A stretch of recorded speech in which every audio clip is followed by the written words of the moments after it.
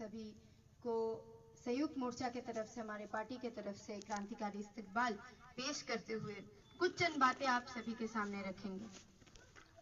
आप सभी को पता है कि 26 अप्रैल को जमुरिया विधानसभा केंद्र में चुनाव होने को जा रहा है। ये चुनाव के दौर में हम लोग बहुत बार इस सारे इलाका में आए हैं, हमारी जो बातें हैं आप सभी से बोला है, लेकिन और एक बार जब चुनाव पास आ रहा है, हम लोग देख रहे कि देश का इस समय पे और राज्य के इस समय पे जो राजनीतिक परिस्थिति है वो क्या है। हम लोग देख रहे हैं कि एक सरकार है इस समय पे, जो सरकार लोगों की जो रोजी रोटी है, लोगों की जो शिक्षा की बात है, घर घर में रोजगार की बात है, उस सारे बारे में बात नहीं कर रहा। बीजेपी का जो सरकार है इस समय पे जो चीज सबसे पहले आप लोगों को बोलना चाहिए संयुक्त मोर्चा की तरफ से कि आप लोग सेफ रहिए, आप लोग मास्क पहनिए, जो 2 गज की दूरी है उसको फॉलो कीजिए और जो भी जिस तरीके से आप लोग हो सकता है सेफ रहिए, क्योंकि हमारे पास एक केंद्र का ऐसा सरकार है जो 1 साल में कि कोरोना काल में उसके अकाउंट में प्रधानमंत्री के जो केयर फंड है उसमें करोड़ों रुपए गया है, हर किसी से पैसे काटा गया है, पैसे लिया गया है कि हम लोग एक साथ मिलके कोरोना संक्रमण के खिलाफ लड़ेंगे। लेकिन आज जब हम देख रहे हैं टीवी खोल के हर जगह पे हर दिशा में देख रहे हैं, हम देख रहे हैं कि कोरोना का संक्रमण बढ़ते जा रहा है। हर दिन इस देश के अंदर 2,80,000 से ज्यादा लोग संक्रमित हो रहे हैं, 1,000 से ज्यादा लोग मर रहे हैं। लोगों के पास हॉस्पिटल बेड नहीं है, लोगों के पास ऑक्सीजन नहीं है, लोग बिना ऑक्सीजन के रास्ते पे सड़क पे मर रहे हैं। आप सोचिए एक बार, जब ये चीज हो रहा है लोग खुद को दोषी मान रहे हैं कि आज मेरे पास पैसे नहीं इसलिए मैं हॉस्पिटल बेड का जुगाड़ नहीं कर पा रहा हूँ, आज हमारे इस इलाके में हॉस्पिटल नहीं है इसलिए हम नहीं। लेकिन लोगों को सोचना पड़ेगा, हमारे आवाम को सोचना पड़ेगा कि सरकार के झोली में जो करोड़ों रुपए गया था उस करोड़ों रुपए का हुआ क्या। सरकार जिस कोरोना के संक्रमण के खिलाफ लड़ाई करने के लिए आप और हमसे जो पैसे लिए थे, टैक्स का ये पैसा उनको जाता है, इस पैसे का क्या किया।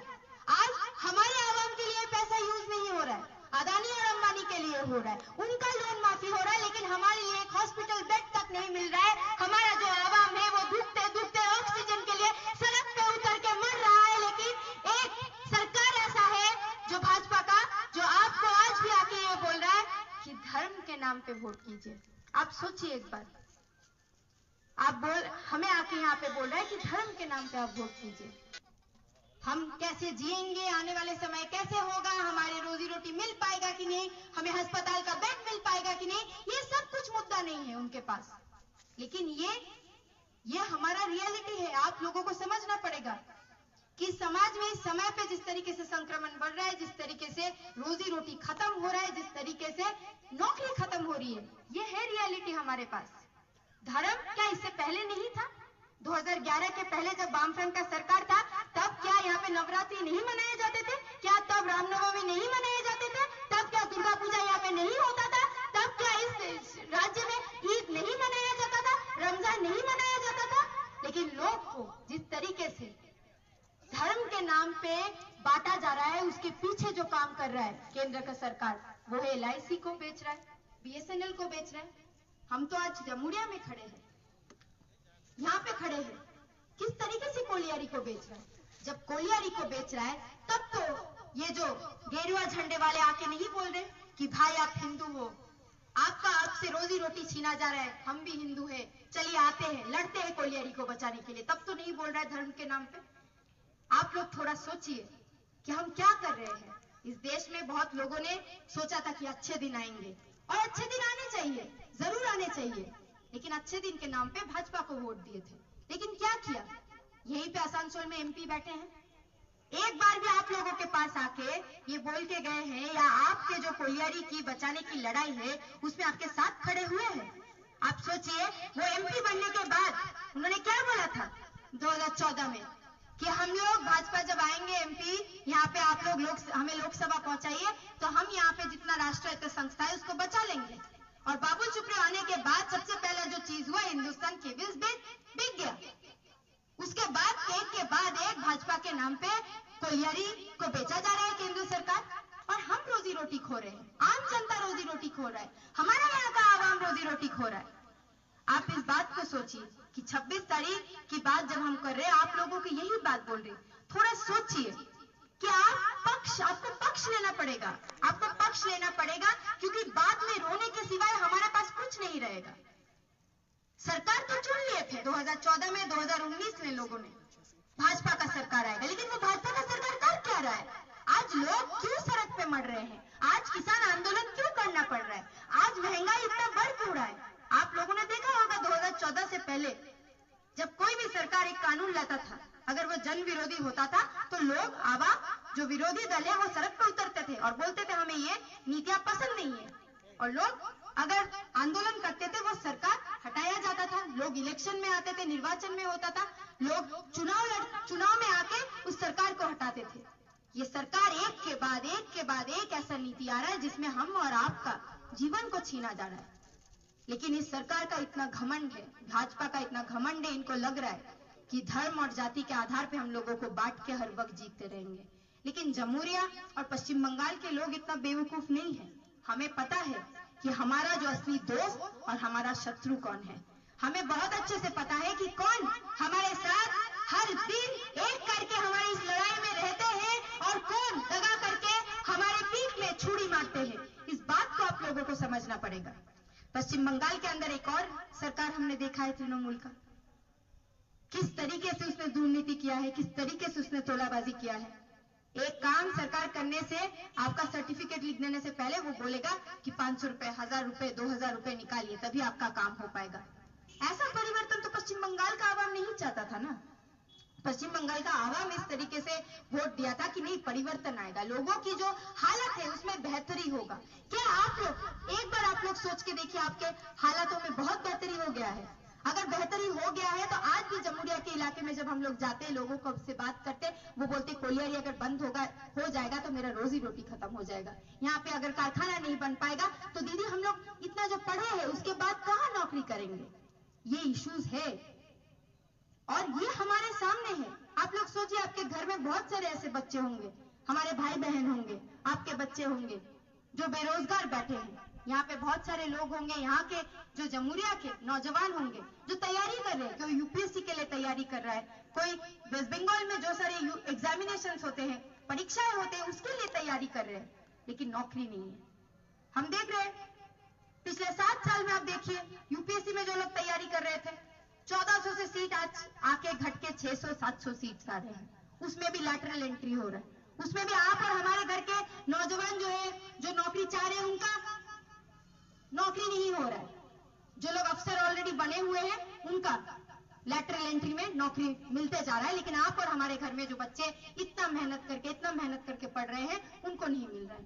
आप सोचिए, इस राज्य के अंदर एक सरकार आया 10 साल में, शिक्षा को जो नीति किया, जो हालत किया, एसएससी टेट नहीं हो रहा है। हम तो बोल रहे संयुक्त मोर्चा की तरफ से, अगर चाहता तृणमूल सरकार तो नौकरी दे पाता, अगर चाहता भाजपा का सरकार वो नौकरी दे सकता था, लेकिन नहीं दिया क्योंकि विकल्प नहीं है। इसलिए आप लोगों को चुनना पड़ेगा 26 तारीख को कि आपका सरकार कैसा होगा, उसका विकल्प कैसा होगा।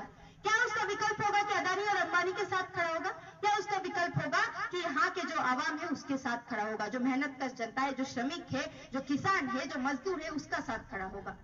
बाद में हम लोग तय नहीं कर सकते। मतदान आया है, ये लॉकडाउन का समय हमारे सामने से गया है और हम और आप कोई सामने से देखे हैं कि जब सरकार का सबसे ज्यादा जरूरत था वो सरकार हमारे पास में नहीं था, रेशन नहीं मिला, लोगों का दुकान बंद हो गया, उसके बाद वो कहां से इनकम कर पाएगा, उसके पास और कोई चारा नहीं था।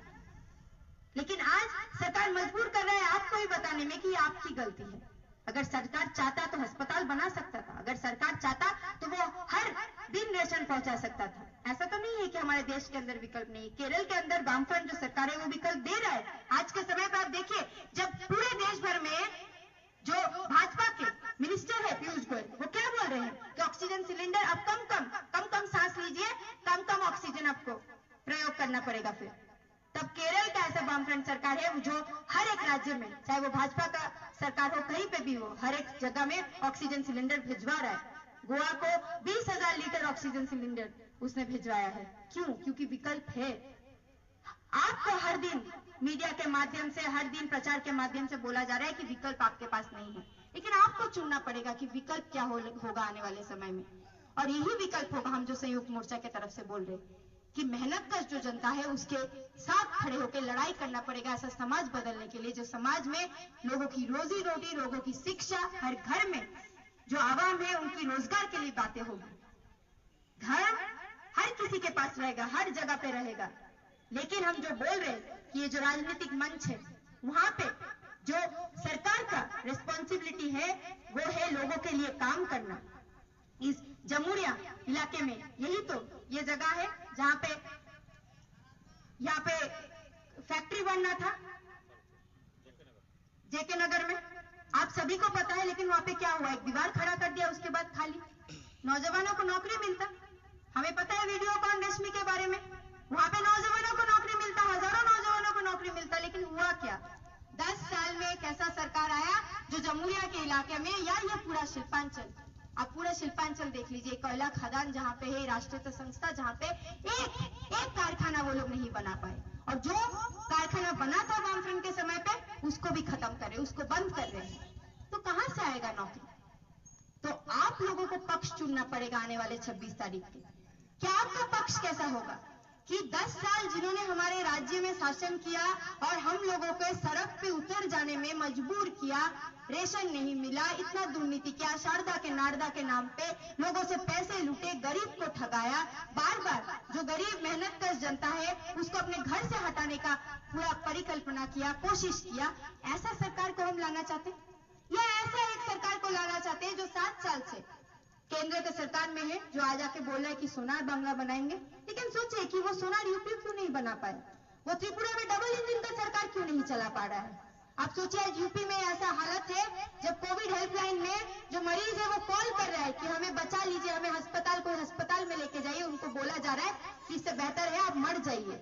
आप सोचिए आप ऐसा पश्चिम बंगाल चाहते हैं कि कल जब आपके जो आपका दिक्कतें हो, आप ऐसा सरकार को पहुंचने की कोशिश करें और वो सरकार बोले तो अब मर जाए तो वही बेहतर है आपके लिए। आप सोचिए कि आप कैसा सरकार चाहते हैं।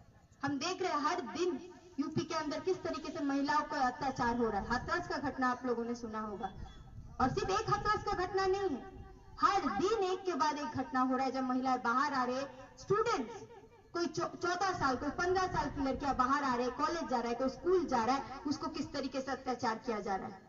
तो आप लोगों को पक्ष लेना पड़ेगा कि क्या आप चाहते हैं कि पश्चिम बंगाल में इस 2 मई के बाद ऐसा एक सरकार हो, उसके बाद आप लोग निकल नहीं पाएंगे, उसके बाद आप रोजगार के लिए उनके सामने बात नहीं खड़ा कर पाएंगे, आप आंदोलन नहीं कर पाएंगे, आपका आंदोलन को खत्म कर दिया जाएगा। आज जब किसी किसान एक साथ होके बोल रहे कि हमारी जो फसल है उसका दाम चाहिए, उनको देशद्रोही बोला जा रहा है। कोई भी आज आंदोलन कर रहे हैं अगर अपना हक के लिए, उसको देशद्रोही बोला जा रहा है।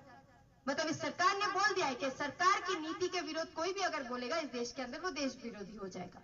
लेकिन यहाँ का जनता खाएगा क्या? यहाँ का जनते के पास अगर रोजी रोटी नहीं होगा वो अपना जिंदगी कैसे चलाएगा, ये आपको सोचना पड़ेगा।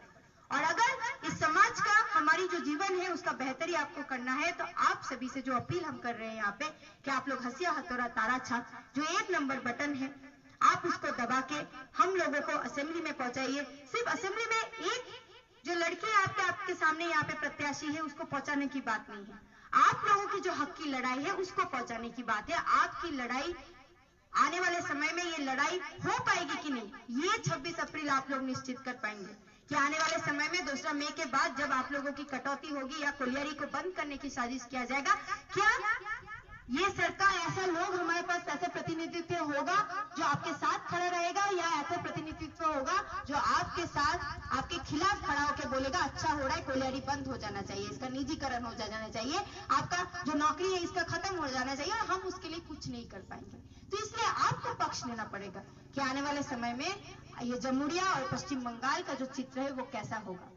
जमुरिया के आवाम एकदम लड़ाई में रहे हैं, हम सभी को पता है, हर वक्त लड़ाई में रहे हैं, और लड़ाई में रहने के वजह से आज के समय में भी इस इलाके में अमन शांति के भाईचारे से हम लोग जीते हैं, हम लोग रहते हैं, और वो भाईचारा कोई भी तोड़ नहीं सका है। और आने वाले समय में भी इस भाईचारा को हम लोग एक साथ रखें।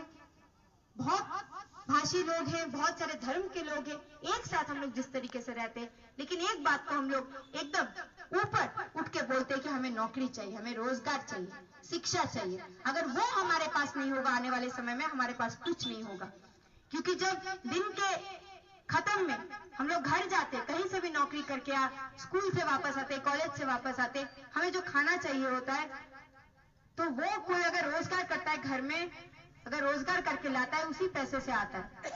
कल के समय पे बाजार में जिस तरीके से महंगाई बढ़ रहा है, आप लोग एक बार सोचिए कि पेट्रोल डीजल गैस का तो दाम बढ़ ही रहा है, लेकिन बाजार में आज कोई भी सामान खरीदने जाएंगे तो जो मेहनत जनता है उसका एकदम हालत खराब हो जा रहा है कि हम लोग इस सारे चीज खरीदेंगे कैसे, जिस तरीके से महंगाई बढ़ रहा है। तो अगर उसके पास रोजगार नहीं होगा कल, तो वो बाजार में जाके क्या खरीदेगा? और बाजार में जिसका दुकान है, जो डिपेंडेंट है कि यहाँ पे हमारे ये जो यहाँ के आवाम है ये खरीदेगा हमसे, उसके चलते मेरा भी घर परिवार चल पाएगा, उसका भी दुकान बंद हो जाएगा। तो ये कोलियारी एक बंद होने से एक कोलियारी का श्रमिकों का जो नुकसान नहीं होने वाला है, उसके साथ जो कॉलोनीज बने हैं, उसके आसपास में जो बाजार इलाका है, उसके आसपास में जो छोटा छोटा कारखाने बने हैं, वो सारे बंद होने वाले हैं। ये चीज आप लोगों को समझना पड़ेगा। अगर कोलियारी बंद हो रहा है, आप लोग आज सोच रहे हैं कि हम तो कोलियारी में नहीं काम करते, हम तो यहाँ पे छोटा सा ठेला चलाते, हम तो यहाँ पे छोटा सा दुकान चलाते हैं, हमें क्या मतलब है इस सरकार के विरोध करने से। लेकिन इस बात को समझिए, कोलियारी खत्म हो जाएगा तो यहाँ पे कॉलोनी में कोई नहीं रहेगा। इस कॉलोनी में कोई नहीं रहेगा तो वो जो बाजार आपका इलाका उस आसपास में है, जो वो कॉलोनी पे डिपेंडेंट था, वो आपका खत्म हो जाएगा। वो आपका खत्म हो जाएगा तो बाजार में जो लोग बेच के कुछ खाते थे, तो उनका जो परिवार है वो भी नहीं चल पाएगा। तो हम यही आशा रखते हैं कि आने वाले समय में आप लोग 26 तारीख को जब आप लोग बूथ में जाएंगे, आप लोग ये बहुत सोच समझ के अपना वोट, अपना मतदान देंगे। ये 5 साल बाद आता है, लेकिन इस 5 साल में बहुत सारे चीजें हमने राज्य में, अपने जगह में चेंज कर सकते हैं अगर हम चाहते हैं। तो आपका मतदान प्रयोग करना बहुत ज्यादा जरूरी है इस समय पे, खास करके जब आप लोगों ने लॉकडाउन देखा है। आपने 2019 में देखा है एक सरकार को चुना गया है, भाजपा का जो सरकार है, लेकिन उसके बाद आपने 2 साल देखा है कि किस कठिन परिस्थिति से हम लोग गुजारे। हमारा जो आवाम है, हमारे जो युवा है, जो बच्चे हैं, जो स्कूल में जा रहे हैं, कॉलेज में जा रहे हैं, वो लोग किस कठिन परिस्थिति से गुजारे, जो श्रमिक है। और इसलिए ये 2 साल में जो हमारा हर दिन का चुनौती रहा है, हर दिन का लड़ाई रहा है, इसको याद कीजिएगा, क्योंकि मतदान के बाद मतदान को हम बदल नहीं सकते, हम अपने जिंदगी को बदल नहीं पाएंगे। इसलिए हमारे पास चांस है, 26 तारीख के पास समय को हमारे पास चांस है, हमारे पास अवसर है कि हम कैसा पश्चिम बंगाल, कैसा जमहूरिया आने वाले समय में देखना चाहते हैं। हमारे पास अधिकार है, आप लोग बटन दबा के उस अधिकार का प्रयोग कीजिए और इस बात का सुनिश्चित कीजिए कि आने वाले समय में हर कोई आवाम जमहूरिया का, पश्चिम बंगाल का अपना सर ऊंचा करके जी पाए, अपना सर ऊंचा करके जी पाए और अब किसी के सामने भीख ना मांगना पड़े। क्योंकि अभी टीएमसी, बीजेपी बहुत लोग आ रहे हैं, पैसा दे रहे, पैसा बांट रहे। टीएमसी बोल रहा है मिस कॉल दीजिए, जून के महीने से 1000 रुपए मिलेगा, तो बीजेपी अपना पूरा झोली लेके आ रहा है पैसा का और बोल दीजिए वोट हमें दे दीजिए, आप पैसा ले लीजिए। आप लोग एक बात समझ लीजिए कि 15 दिन, 1 महीने उस पैसे से तो चला जाएगा, लेकिन अगला 5 साल उस पैसे से आपका घर नहीं चलेगा, आपके बच्चे का शिक्षा नहीं होगा, आपके घर में जो बच्चे हैं उनका रोजगार नहीं होगा। तो इसीलिए अगर रोजगार बचाना है, इस कोलियारी को बचाना है, शिक्षा बचाना है, हमारा भविष्य को बचाना है, तो संयुक्त मोर्चा का हाथ को आपको मजबूत करना पड़ेगा। आने वाले समय में आप लोगों को सुनिश्चित करना पड़ेगा कि इस पश्चिम बंगाल में अगर आम जो आवाम है उसको अगर सर ऊंचा करके जीना है, तो हम लोगों को संयुक्त मोर्चा का सरकार गठन करना पड़ेगा, जो कि होने वाला है। और आप इस इतिहास जब हम लिखने वाले, इस इतिहास में आप लोग बढ़ चढ़ के हिस्सेदारी लीजिए, कि आप लोग बढ़ चढ़ के हिस्सेदारी लीजिए कि आने वाले समय में जो हमारा लड़ाई होगा वो पुरजोर तरीके से होगा और किसी का हिम्मत नहीं होगा कि वो लोग आके कोलियारी या हमारे यहाँ पे कारखाना बंद करें। हमारी जो आने वाले समय में लड़ाई रहेगी वो है कि इस इलाके में और हमारा जो कारखानाएं बनेगी, हमारे युवाओं का रोजगार होगा, जमहूरिया अंचल के जो युवा हैं उनका रोजगार होगा, क्योंकि उसको जिस तरीके से इस समय पे कठिन परिस्थिति में गुजरना पड़ रहा है, वो कठिन परिस्थिति में वो लोग ना गुजारे, आने वाले समय में उनका रोजगार हो, हर घर में जो दिक्कतें हैं उसको हम लोग सॉल्व कर पाए और एक साथ मिलकर लड़ाई लड़े, सब कोई एक साथ रहे और ये अमन और शांति को हम लोग बरकरार रखें। यही कुछ चंद बातें बोलते हुए आप लोगों से आशीर्वाद लेते हुए यही आशा रखूंगी कि आप लोग हंसिया हथौड़ा तारा छाप में वोट देंगे और हमारे साथ खड़े रहेंगे और लड़ाई के मैदान नहीं छोड़ेंगे। यही बोलते अपना बात खत्म करूंगी। बहुत बहुत शुक्रिया। इनकलाब जिंदाबाद, लाल सलाम, संयुक्त मोर्चा जिंदाबाद।